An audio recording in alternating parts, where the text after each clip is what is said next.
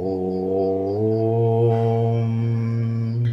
ശ്രീനാരായണ പരമഗുരവേ നമഃ. സുപ്രഭാതം. 2026 മാർച്ച് മാസം 9-ാം തീയതി തിങ്കളാഴ്ച.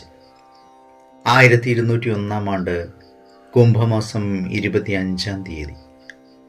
ഗുരുവചനങ്ങളിലൂടെ തൻ്റെ ആത്മാവിനെ രക്ഷിക്കുകയും ഭർത്താവിനെ ശുശ്രൂഷിക്കുകയും കീർത്തി ഉണ്ടാക്കുകയും ചെയ്യുന്നവൾ ഉത്തമ സ്ത്രീയാകുന്നു.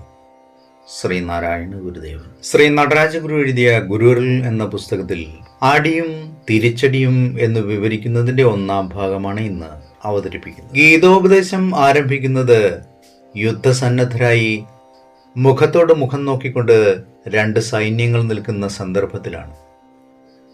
കുരുക്ഷേത്രം യുദ്ധരംഗം മാത്രമല്ല, ധർമ്മക്ഷേത്രം കൂടിയാണ്.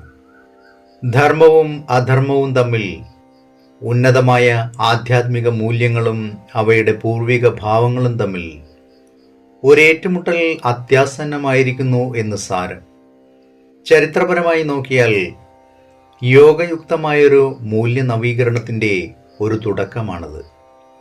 അത്തരമൊരു മൂല്യ നവീകരണം ഇതാ വീണ്ടും സംഭവിക്കാൻ പോകുന്നു എന്ന് ഭാരതത്തിൽ പുരാതന കാലം മുതൽ നിലനിന്നു വരുന്ന ഒരു സംസ്കൃതിയുടെ ഭാഷയിൽ വിളിച്ചറിയിക്കുന്നതാണ് ഗീതയിലെ ഈ യുദ്ധരംഗം. ജീവനേക്കാളും വില കൽപ്പിച്ച് കാത്തുപോരുന്ന മൂല്യങ്ങൾക്ക് വേണ്ടി ജീവിതം ബലിയർപ്പിക്കാൻ പോലും ഇരു കൂട്ടരും തയ്യാറാണ്. ചരിത്രാതീത കാലത്തെ ഇതിഹാസകഥയിലെ പ്രാകൃതമെങ്കിലും നിഷ്കളങ്കമായ ഈ പശ്ചാത്തലത്തിൽ വച്ച്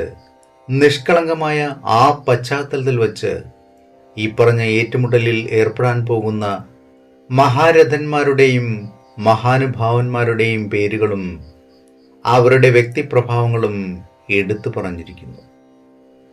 ഏവർക്കും നന്മ നിറഞ്ഞൊരു സുദിനമായിരിക്കട്ടെ എന്ന് ആശംസിച്ചുകൊണ്ട് നിർത്തുന്നു. നന്ദി, നമസ്കാരം. ഗുരുധർമ്മം ജയിക്കട്ടെ.